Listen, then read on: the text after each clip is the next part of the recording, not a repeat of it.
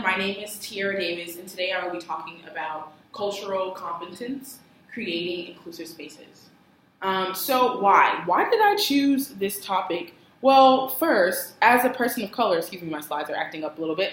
As a person of color, I am eagerly drawn to images of diversity. I want to know their history, their story of oppression. How did they overcome? Did they overcome? What was that struggle like?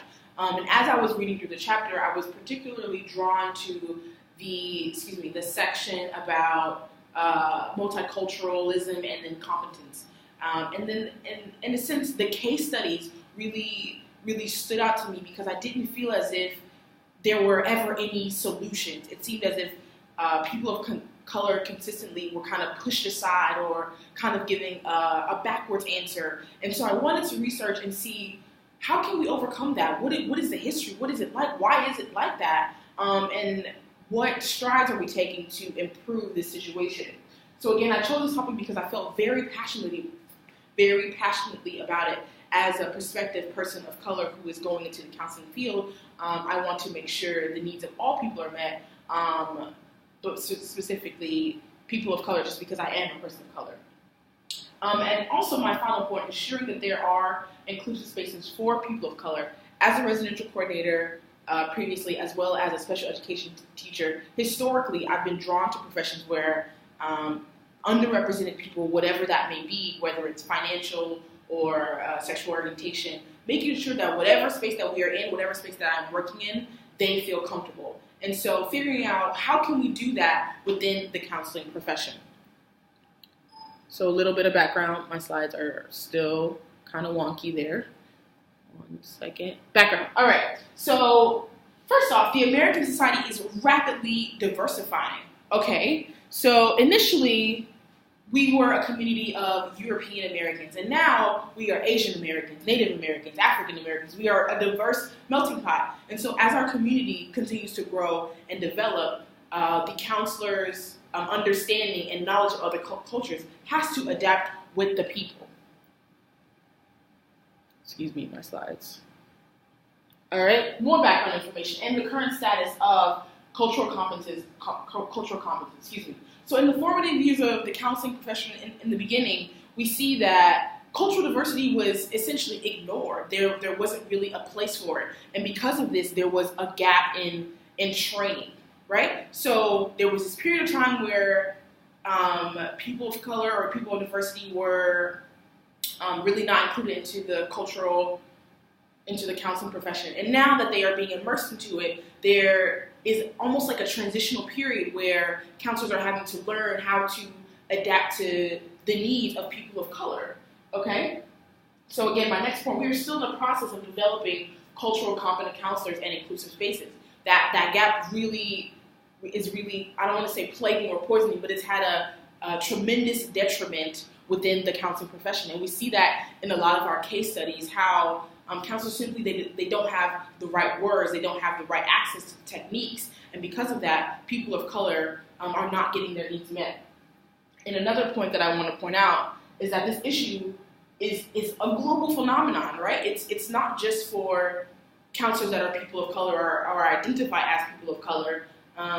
Everyone should be able to meet the needs of their clients, despite their racial background or sexual orientation or whatever they may be.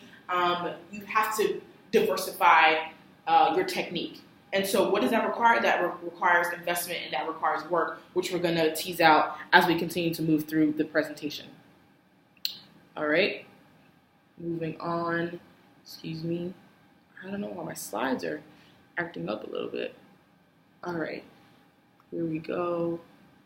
Okay, so one thing that we're going to highlight first, this is what Ren talks about. He talks about the culturally encapsulated counselor, and it's just as its name suggests. It is a counselor whose mind is very one-sided and tunnel vision. So he says these counselors, by assuming that their view is the only legitimate one, are trapped in one way of thinking and are bound by their own narrow perspectives.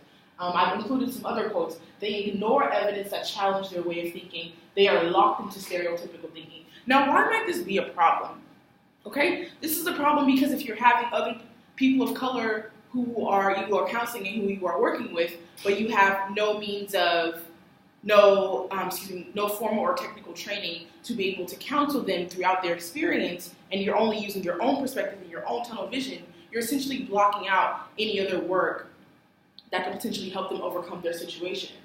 All right? So we want to refrain from the usage or the mindset of being a culturally encapsulated counselor.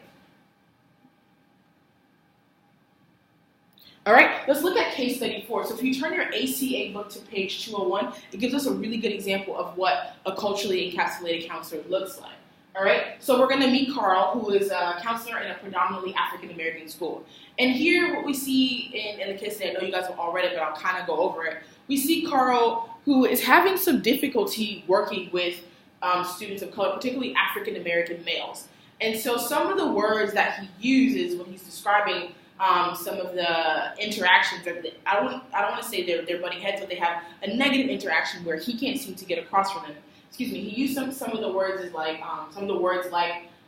these students are unprepared, they're lazy, they're inarticulate, without any substantial data. He's just saying this, okay? And so why this is important or why this is alarming is because these are the words that are used to define people. Those are the words that are generally used to define people of color historically. They are unprepared, they are lazy. But where is this evidence coming from? And here we see he has a stereotypical image of what people of color are like, without really investing time in getting to know them or understanding their culture and what that is like and how he can work with them to work through their challenges. So we're going to learn a little bit more about Carl. I will also highlight that in the work that Carl does with his resident counselor, she in no way encourages him to overcome his stereotypical mindset, or even check his biases. So what she does is the book illustrates. She engages in almost passive racism, so to speak, or passive discrimination, where she doesn't call him out on some of the stereotypes or biases that he has against people of color. She simply says, oh, I understand. Why don't you just give him, or why don't you just shuffle those students on to the doctoral student? And again, what we see is the impact of people of color or people of diversity being virtually ignored within the profession. We see this throughout the book. All right, so let's look at some of the ethical considerations with this specific case study. So first we see, standard 8.2a, do not condone or engage in discrimination based on age, color, culture, disability, ethnic group, gender, race, religion, sexual orientation, marital status, or socioeconomic status. All right, so what do we see? We see that the resident advisor in this context, she condones it. She condones it because she's passive. She doesn't do anything to say, hey, maybe you should try this, or maybe you should consider this. She continuously has him go towards the doctoral students. All right, standard A2B will actively attempt to understand the diverse cultural backgrounds of the clients with whom they work. This isn't happening from the client standpoint or the counselor standpoint. All right, there is no action kind of happening in order to work with the students and help them overcome some of their challenges. Essentially, they are pushed aside. We also see within the chapter, we see that the counselor, I would say, I don't want to use the word coddles, but somewhat coddles him and says in his letter of recommendation, he had some challenges, but this in no way impedes his ability to perform as a counselor. And from my understanding, that was shocking to read that she would write something like that, because what we see is that Carl is uncomfortable working with African-American males or people of color. We have to fix that and not sugarcoat it, because we have a culturally encapsulated counselor or a cultural with stereotypes and biases that is actively engaging and working with students. That could be potentially detrimental to the student body that he's working with. All right. Now, what about some of the legal considerations? Oh, excuse me, went a little bit too far. Okay. Legal considerations, excuse me. So one thing I want you to know is that discrimination is illegal. All right, so I have some of the laws that really outline what the discriminatory policies are against, or what are some of the clauses that support discrimination as an illegality, if that is a word. So, due process clause of the Fifth Amendment, due process and equal protection clauses of the 14th and First Amendment. These are some of the legal ramifications related to discriminating against people. Okay, next up. So what do we do? Excuse me, my slides are still acting up a little bit. What do we do? Here we go. What do we do? I need you to equip yourself with the necessary skills to combat racial injustice within your workplace, all right? It's a mouthful, but it's important for us to not be bystanders, but for us to invest in ourselves, invest in our education, do the work, do the training, so that we are supporting and meeting the needs of our clients. Okay, so stay informed. Advocacy process is needed to address barriers. I'm going to point out a few quotes, not all of them because it's kind of wordy. So my favorite one, professional expertise that is relevant to people in other cultures. We have to perfect our technique. We have to perfect our craft where it includes all people and not just some people. All right? Another one that really stood out to me, knowledge of the language and slang of other cultures and of the effect of your own communication style on diverse clients. So it's not enough for you to recognize the slang of other cultures, but you also need to be able to recognize your jargon and your use of words and how those words can potentially build up a wall with the people that you're engaging with. All right? What is my language saying to my clients? Is my language creating a wall? Am I bringing them in? So being mindful of that, and again, going through those trainings to do that work to figure out what to say and how to say it. All right. And another one, knowledge about the histories of cultures other than your own. That's self-explanatory. We just have to do the work. And what does that work look like? Where can we do that work? And we're gonna touch on that a little bit later in the presentation. Okay, I'm still trying not to go too far, but my clicker is a little off. Here we go. All right, so again, this is something that I've consistently reminded you of throughout this presentation. Benefits of inter-organizational collaboration. Investing in this work ensures that clients of all racial backgrounds have a safe space to grow and develop. So it's not enough for one person in your office to have the cultural competence. Everyone within your community should be able to do this work. And so how do you do this? You collaborate with others. You attend training as a community so that you are building as a unit.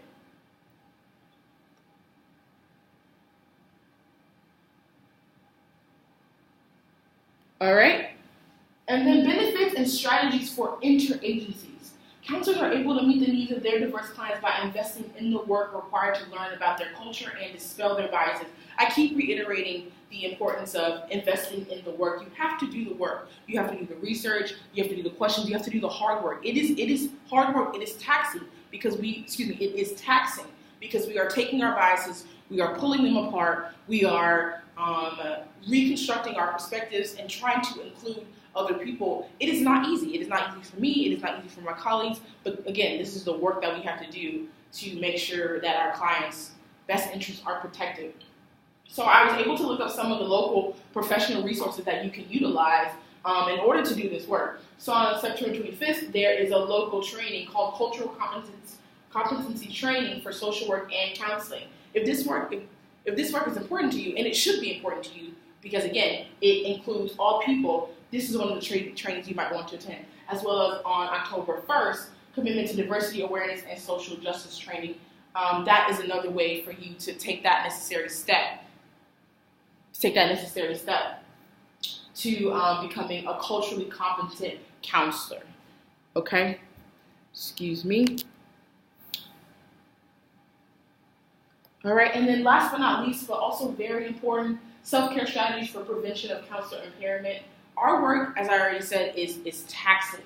It is mentally taxing, but very rewarding. But what do we do when that work is taxing and we're trying to avoid burnout? I can't tell you what works for you, but find out what works for you, what you use to de-stress, and do that work. You do that work to unwind. I personally enjoy listening to podcasts, going for walks, braiding my hair. Those are things that I use to unwind. And then one of my classmates brought up this concept, and I want to wrap up. Overall, we're working to make sure that our clients are feeling empowered and not disempowered. So again, with the multicultural counseling, with family counseling, with all the different techniques that we're learning, that we're trying to perfect our craft, at the heart of it, we want to ensure that they are empowered and not disempowered, but we have to do the work to make sure that that happens. Thank you so much, and I look forward to hearing your feedback.